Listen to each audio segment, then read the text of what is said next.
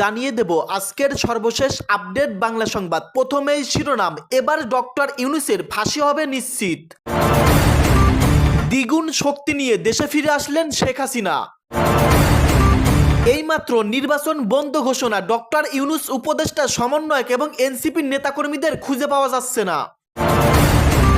তারেক রহমানের সঙ্গে 4 দেশের রাষ্ট্রদূতের সাক্ষাৎ। মিরপুরে বিএনপি জামাত সংঘর্ষে বেশ কয়েকজন আহত হয়েছেন।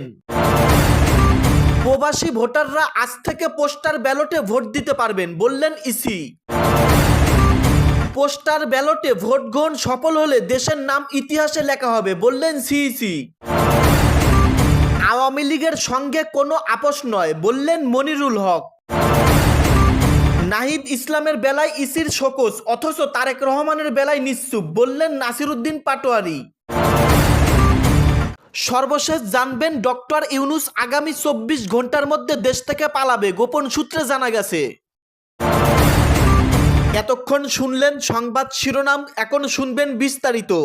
পোস্টাল ব্যালটে ভোট গ্রহণ সফল হলে দেশের নাম ইতিহাসে লেখা হবে বললেন সিইসি। প্রধান নির্বাচন কমিশনার সিইসি এম নাসিরউদ্দিন বলেছেন, ত্রয়োদশ জাতীয় সংসদ নির্বাচন ও গণভোট পোস্টাল ব্যালট পদ্ধতির ভোট গ্রহণ সুষ্ঠুভাবে সম্পন্ন হলে বাংলাদেশের নাম বিশ্বের ইতিহাসে লেখা হবে।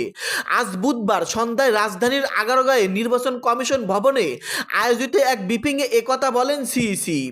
অনুষ্ঠানে প্রধান নির্বাচন কমিশনার বলেন, ওয়ার্ল্ড হিস্ট্রিতে লেখা হয়ে যাবে বাংলাদেশের নাম, কারণ অনেক দেশ এটা গড়তে পারেনি, তো আমাদের আশেপাশের দেশ এটা এভাবে সাকসেসফুল করতে পারেনি। আমরা প্রথম বছর এটা করতে পেরেছি। প্রথম বছরে পোস্টাল ব্যালট আয়োজন করে বাংলাদেশ মোটামুটি সফল বলে মনে করেন সিইসি। তিনি দাবি করেন, পৃথিবীর যেসব দেশ পোস্টাল ব্যালটের মাধ্যমে ভোটের আয়োজন করেছিল তাদের অভিজ্ঞতা বাংলাদেশের চেয়েও বেশি খারাপ। নাসিরউদ্দিন বলেন, পোস্টাল ব্যালটের মাধ্যমে ভোট গ্রহণের সিদ্ধান্ত নিয়ে নির্বাচন কমিশন এমন এক সাহসী পদক্ষেপ নিয়েছিল যা ইতিপূর্বে কেউ সাহস করেনি। গণমাধ্যমের সহযোগিতা থাকায় পোস্টাল ব্যালটের মাধ্যমে ভোট গ্রহণের প্রক্রিয়া নির্বাচন কমিশন সহজভাবে সম্পন্ন করতে পেরেছে।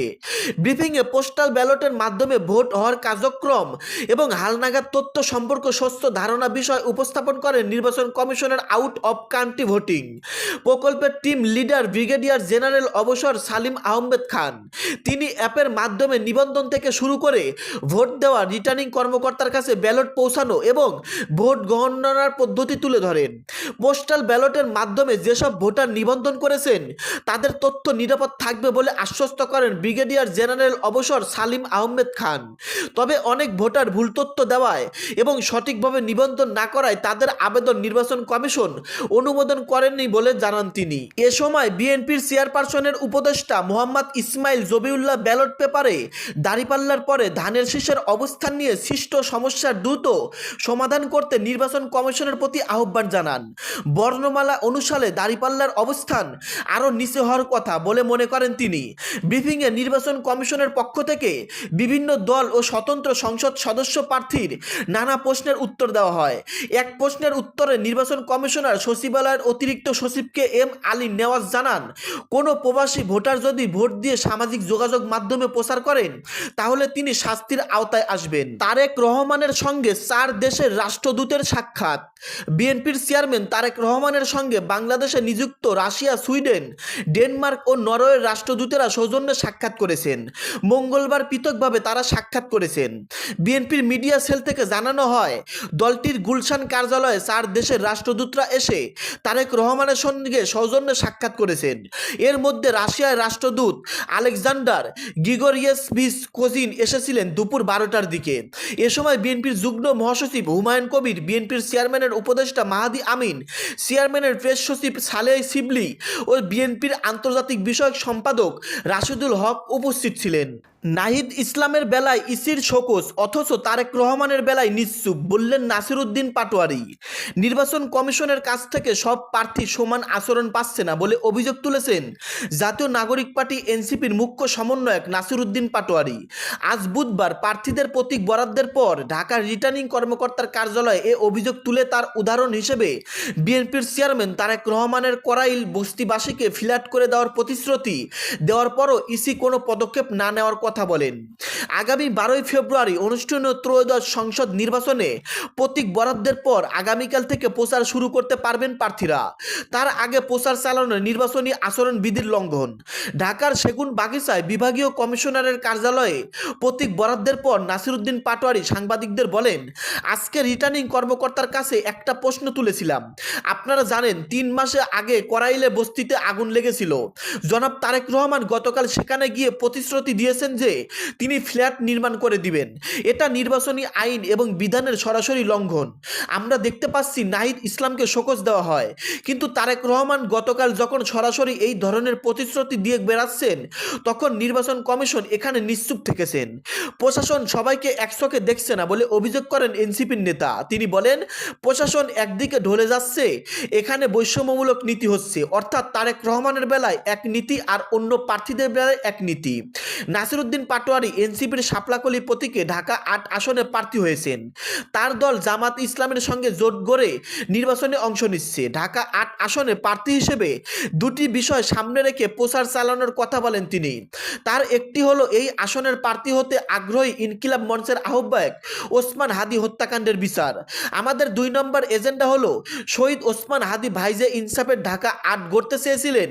আমরাও চাঁদাবাজি, সন্ত্রাসী ও দখলবাজের বিরুদ্ধে ইনসাফের একটি বাংলাদেশ গড়তে চাই, যাতে আর কোনো ব্যক্তিকে হাদি ভাইয়ের মতো হারিয়ে যেতে না হয়, বলেন নাসিরউদ্দিন পাটোয়ারি।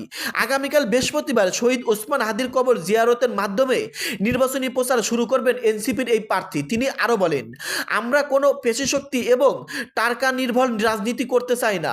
আমরা মনে করি গণ অভ্যুত্থানের পর সুন্দর একটি প্রক্রিয়ার দিকে বাংলাদেশ যাচ্ছে। সেই প্রক্রিয়ার মধ্য দিয়ে আমরা নির্বাচনে অংশগ্রহণ করব। তাকে রিটার্নিং কর্মকর্তার কারণ দর্শানোর নোটিশ দেওয়ার প্রসঙ্গে নাসিরউদ্দিন পাটোয়ারি বলেন, গণভোটের পক্ষে হ্যাঁ ক্যাম্পেইন করার জন্য আমি একটি ব্যানারে লাগিয়েছিলাম। সেই ব্যানারে কোনো প্রতীক ছিল না, তারপরও নির্বাচন কমিশন আমাকে শোকজ করে। নাসিরউদ্দিন পাটোয়ারি আরও বলেন, সেই ব্যানারটা সিটি কর্পোরেশনের লোক, বিএনপির লোক, ম্যাজিস্ট্রেট একসাথে গিয়ে তুলেছে। এখন আমাদের প্রশ্ন হলো, প্রশাসন ও বিএনপি যদি একসঙ্গে কাজ করে তাহলে সুষ্ঠু নির্বাচন নিশ্চয়তা বিধানটা করবে কে?